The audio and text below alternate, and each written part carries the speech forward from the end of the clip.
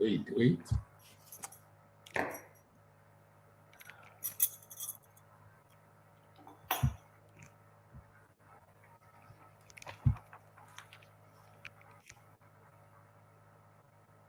Uh,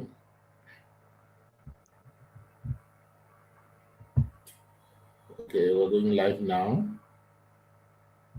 We are live. Good morning, everyone, and welcome to today's webinar on the Protection of Personal Information Act and the CIPC. My name is Shani Kelly, and I will be the facilitator for today's program. Advocate Lucinda Steenkamp will be our presenter today. She is the Senior Legal Advisor as well as the Deputy Information Officer in the Corporate Legal Unit. The presentation will be followed with a question and answer session. During the webinar, you are welcome to post questions relating to today's topic under the comments.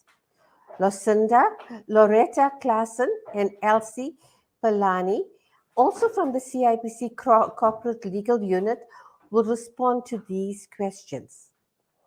Lucinda Steenkamp will verbally respond to questions after the presentation. If you have any questions that are not related to the topic, please log a call on inquiry on the CIPC website's inquiry system or send a message on the CIPC website, Facebook with Messenger. The recordings of this webinar will remain on Facebook and YouTube should you wish to view it again. Our purpose of today's webinar is as follows. Popia's aim to give effect to the constitutional rights to privacy as set out in the Constitution of South Africa, Section 14, by introducing measures that will ensure that personal information is processed by organizations in a fair and transparent and secure manner. Okay, our program will be as follows. There will be an introduction and welcome by myself, Shani Kelly. I am an educational specialist at the Corporate Education Unit. After my introduction, we will follow a presentation and then we'll have our question and answer session. Now, CIPC was brought into existence by the Companies Act of 2008. In terms of Section 185, subsection 1 of the Companies Act, the Commission is established as a juristic person to function as an organ of state within the public administration, but as an institution outside the public sector. CIPC is divided into two sections, the business corporate regulations, which consist of companies, cooperatives, and CCs, the intellectual property section, which is innovation and creativity, which consists of patents, designs, trademarks, and copyright. Okay. Now I get to the CIPC's objectives. Registration of companies, cooperatives, and intellectual property rights and the maintenance thereof. CIPC's objectives also consist of disclosure of information on its registers, enforcement of the relevant legislation, promotions of education and awareness of company and intellectual properties law, licensing of business rescue practitioners, monitoring compliance with and contravention of financial reporting standards and making recommendations thereto, report, research, and advise to the Minister on matters of national policy relating to companies and intellectual property law. Okay, a brief introduction. CIPC, as an innovative organization, has found creative ways to enable entrepreneurs to transact with CIPC, for example, registering companies online as well as to educate clients through virtual webinars. CIPC embraced technology and what it has to offer to enable clients to submit their maintenance application and legislation compliance requirements through usage of various platforms such as e-services, bus bottle, and XBRL. CIPC has also developed a short course named the Learn IBIS, which is free of charge to educate company directors regarding their duties and responsibilities. For more details on the course and how to enroll, please send an email to elearning@cipc.co.za. CIPC has a point of entry for businesses in South Africa, also complement other institutions of the DTIC, such as the BBBEE Commission and Companies Tribunal in advancing the economy of the country. For existence, the CIPC enables clients to obtain their BBBEE certificate through Biz Portal free of charge. Isn't that amazing? Now, I want to hand over to Advocate Lucinda Steenkamp for her presentation.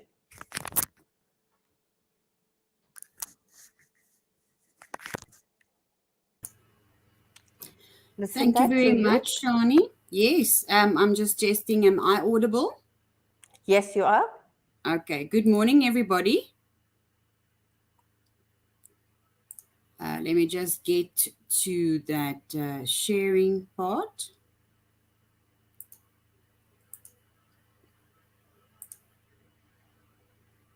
Okay. Can you see my screen? Yes, we can see.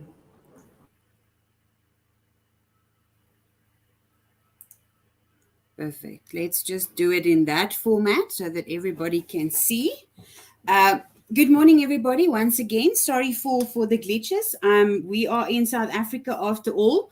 So I am sharing this Popia webinar with you while we're having load shedding. So bear with me if you lose me. If I'm become inaudible or anything happens, just let me know. Okay, so today we're going to talk about the Protection of Personal Information Act, Popia, as we named it, and the CIPC, the application thereof to the CIPC. The Protection of Personal Information Act of 2013, referred to as Popia, falls within the ambit of the Department of Justice and Constitutional Development, was previously the Department of not Human Rights Commission, but it will move to the Department of Justice. And the purpose of Popia is essentially to ensure the protection of a person's personal information while still allowing for the effective access to information. This is embodied in PAIA, the Promotion of Access to Information Act. The key in this context is to protect the personal information of persons processed by public and private bodies and to balance the right of access to such information with the right to privacy as set out in Section 14 of the Constitution of South Africa. The information regulator has been appointed and together with a team of 5 members is responsible for the regulation of both PAIA and Popia. Popia was promulgated on the 26th of November 2013 and only came into effect on the 1st of July 2021. In order to understand the applicability of Popia on any public or private body's operations, it is necessary to highlight a couple of definitions just to ensure that we understand what is meant with personal information, what is meant with processing, etc. Personal information means information relating to an identifiable, living, natural person and where it is applicable, an identifiable existing juristic person, including but not limited to. There's a whole list there that you can have a look at in the definitions. I just highlighted the important ones. Any identifying number, symbol, email address, physical address, telephone number, location information, online identifier, or other particular assignment to the person, the name of the person if it appears with other personal information relating to the person, or if the disclosure of the name itself would reveal information about that person. Processing means any operation or activity or any set of operations, whether or not by automatic means, concerning personal information. This includes the collection, receipt, recording, organization, collation, storage, updating, or modification or use of information. Dissemination by means of transmission, distribution, or making it available in any other form is regarded as processing. Merging, linking, as well as restriction, degradation, erasure, or destruction of that information is also regarded as processing. It's clear from the above that any personal information that a public or a private body receives is from the start deemed as the processing thereof, which has certain requirements attached. Even destruction of information or making it available in another form than it was received is still deemed processing, and the Popia rules must be followed. A public body means any department of state or administration in the national or provincial sphere of government, or any other functionary or institution when exercising a public power or performing a public function in terms of any legislation. In terms of any legislation, I highlighted that. A public record means a record that is accessible in the public domain and which is in the possession of or under the control of a public body, whether or not it was created by that public body. The CIPC was established as a juristic person to function as an organ of state, a public body, within the public administration, a public function, but as an institution outside of the public service. So what is the point of POPI?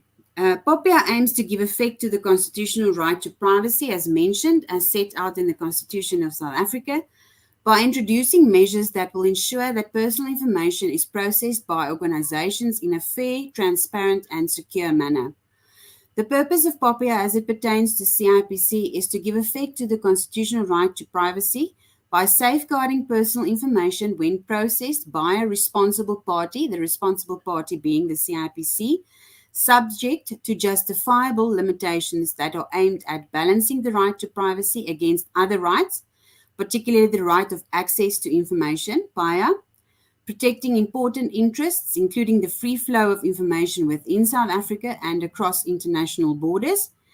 And Popia must be interpreted in such a manner that it does not prevent any public or private body from exercising or performing its powers, duties, and functions in terms of the law as far as such powers, duties, and functions relate to the processing of personal information, and such processing is in accordance with this Act or any other legislation. As a public body, as described in Section 1 of Popia, the Companies and Intellectual Property Commission must ensure that while it performs a public function in terms of the Companies Act, the personal information of its clients are protected and lawfully processed. Those are the key words, lawfully processed. Why the collection and the retention of personal information?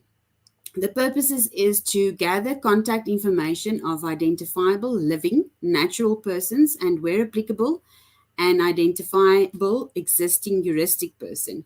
To confirm and verify the identity of a natural person through ID numbers or a juristic person registration numbers, or to verify that a person, for example, third parties, are an authorized user of the CIPC systems, processes, website, etc. For the detection and prevention of fraud, criminal activities, money laundering, or any other malpractice based in dishonesty, to ensure compliance with the Companies Act and other legislation that the Commission is mandated to govern, for example, maintaining corporate and IP registers, to conduct customer satisfaction, trend development, statistical purposes, and historical research, or to allow for such research activities to be conducted making use of the CIPC data. For audit and record-keeping purposes, the Companies and Intellectual Property Commission is the sole administrator and regulator of the Companies Act and the other legislation as listed in Schedule 4 of the Act, to provide collected information in connection with legal proceedings and in the prevention, detection, and prosecution of offences. Section 1874 of the Companies Act indicate that the Commission must establish and maintain a company's register and any other register required, and make the information in those registers available to the public as efficiently and effectively as possible. So this is the requirement in terms of the Companies Act that is placed on the CIPC, is to establish these registers, maintain them, and make that information available to the public and other organs of state. Now, Popia is based in 8 conditions for lawful processing. We're going to quickly unpack these 8 conditions. In terms of compliance, these 8 conditions for lawful processing must be adhered to by any public or private body. The conditions for lawful processing of personal information by or for a responsible party are the following: accountability, as described in Section 8. The sections that I'm providing is in terms of Popia, the processing limitation of information, purpose specification, further processing limitation, information quality, openness, security safeguards, and the data subject participation. Now, first of all, accountability. The responsible party must ensure that all conditions are complied with, organizational accountability. And we're looking at up to 10 years imprisonment or 10 million rand fine if found not in compliance by the information regulator. Processing limitation, lawful receipt of personal information and processing thereof in a reasonable manner. So the Act prescribes that processing must be as little information as possible must be processed. So there's no need for additional info to be requested if it's not required for the purpose in terms of our legislation. Purpose specification, collection of information must be for a specific identifiable purpose, as mentioned, the legislative requirement. Further processing limitation, further processing of information must be compatible with the purpose of the initial collection, meaning that if you are processing the information further, it was collected for a specific legislative purpose, and now that information is, for example, shared through disclosure, that must, further processing of that information must be compatible for the reasons why it was initially collected. Information quality, the responsible party must take reasonable steps to ensure that personal information is accurate and updated where necessary and possible. This is where we request our clients to ensure that their information is accurate and correct on our registers. Openness, documents must be maintained as referred to in sections 14 and 51 of the Promotion of Access to Information Act. The information regulator should provide clear guidelines on what information can be disclosed, and all of these codes of conduct, etc., is available on the information regulator website to follow up on the conditions for and the guidelines for processing of personal information. Just to note is that the Companies Act section 212 that refers to confidential information, that also needs to be taken into account. And then security safeguards, security measures on integrity and confidentiality of personal information must be in place and maintained. The responsible party of each public and private body must take reasonable steps to prevent loss, damage, unlawful or unauthorized destruction, and unlawful access or disclosure. The above relates to both physical, there are hard copy files, and cybersecurity automated services. And then lastly, the data subject participation, the manner of access and exemptions must be taken into account, as well as the avenues of correcting or updating the personal information. The conditions as described above are not applicable to the processing of personal information to the extent that such processing is excluded or exempted from one or more of the conditions in relation to such processing, which I will discuss now. The exclusions indicated in Section 6 and 7 of Popia. No part of the Protection of Personal Information Act is applicable to the processing of personal information by or on behalf of a public body when it involves matters of national security, that's excluded. So there is no indication of confidentiality or information that cannot be disclosed when it's in the interest of national security, such as the identification of financing of terrorist activities, defense, or public safety. Popia is not applicable in terms of the investigation and prosecution of offenders, such as the CIPC receiving subpoenas in terms of Section 205 of the Criminal Procedure Act to provide full access to information of juristic persons, their directors, members, whatever information is contained on our registers. Such subpoenas require personal information, as I've mentioned, as including financial statements, and no detail may be withheld. Popia grants data subject the rights of access and correction. A person, which include juristic persons, has the right to know whether his or her personal data is being processed by a controller. The purpose of processing, the categories of personal data being processed, and the recipients of said data. Therefore, every person, natural or juristic, has the right to access their own personal information and to ensure that the information is correct, up to date, and accurate.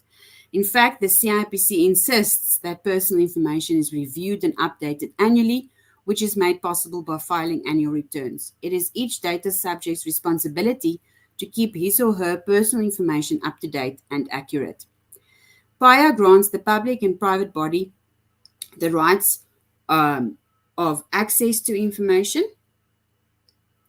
Exemptions, which is very important. Section 37 provides for the information regulator to grant exemption to a responsible party to process personal information if the information regulator is satisfied that exemption is in the public interest. This exemption specifically relates to the processing of personal information that is in the public interest and outweighs any interference with the privacy of the data subject. This Section 37 specifically relates to, for example, journalists, research, etc., in terms of that information, where the prior authorization for processing of the personal information is required in terms of Section 37. Section 38 provides for the exemption in respect of certain functions. Thus, personal information processed for the purpose of performing a relevant function is exempt to the extent to which the application of certain provisions of the Act would likely prejudice the proper performance or discharge of the function.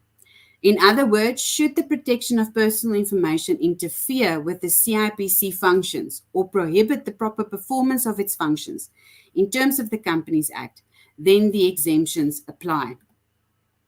Why is CIPC exempted? CIPC is exempted from certain provisions of Popia, not all, as it would not be able to fulfill its main objective in terms of the Companies Act and other applicable legislation if that personal information is fully protected. These exemptions include Sections 11, 3, and 4. The data subject that we process information of cannot object to the processing. Section 12, CIPC is exempted from these sections. Personal information can be obtained directly from the data subject and third parties. Section 15, further processing is allowed, and Section 18, notice to the data subject when collecting personal information. So these specific exemptions apply to the CIPC in terms of performing its functions. And that is it. Thank you very much for listening. Any questions?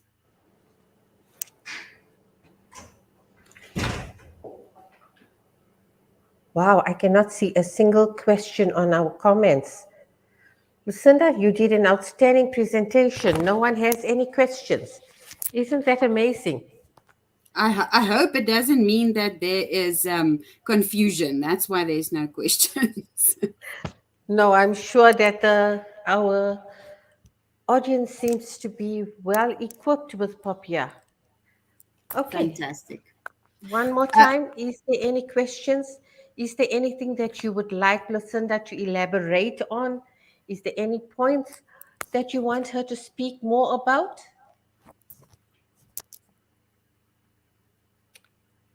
Wow. Is there anything more that you would like to share, Lucinda? Thank you, Shani. What I would just like to add, and this is available on the screen, is the CIPC has a dedicated Popia mailbox that is indicated there. So any uh, issues that a person may have with regards to Popia, or where they require clarity on how their personal information is processed, or just anything relating to Popia and the CIPC, you're more than welcome to send it to this email address. I am the Deputy Information Officer for the CIPC and manage this mailbox. So any questions relating to Poppy and the CIPC, you're more than welcome to send it to me, and we will provide you with an answer as soon as possible. Thank you. Thank you, Lucinda. I see we have a lady or a gentleman here that has a question. Langa, can you please ask your questions?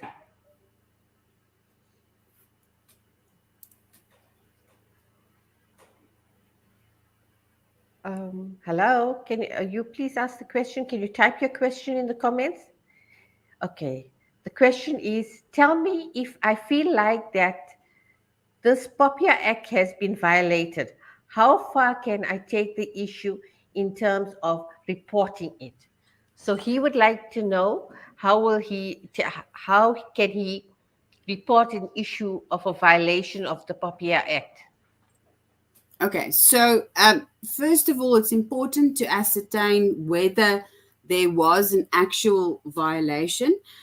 For example, that would depend from situation to situation.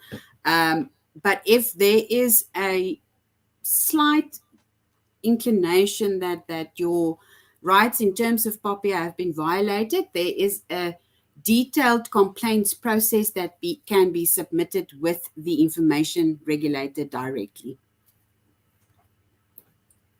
Okay. Anything else that you would like to know? Okay. Nikki would like to know, will there be an e-ticket option as well? I do not understand his question. I think it's a query logged via our QRS systems. Yes, if you would like to have any queries, you are welcome to use our QRS systems. If you like, you can directly email Popia at cipc.co.za. Yes, there's not a specific query table for Popia questions on our QRS system, but it can be filed with legal as a whole, or as Shani indicated, sent directly to this mailbox. Okay, seeing that there's no other questions regarding Popia, once again, if you require the presentation, we will be sharing the presentation. However, if you have any other request, please send us an email on popia@cipc.co.za. We're going to come to an end of this presentation, this webinar, a bit early, as there's no further questions that we have. We hope you have found today's presentation informative and that it will assist you. Please remember, we will have another Popia presentation on the 24th of March. So you are welcome to join in on that presentation. Thank you so much for joining our webinar today. Good day.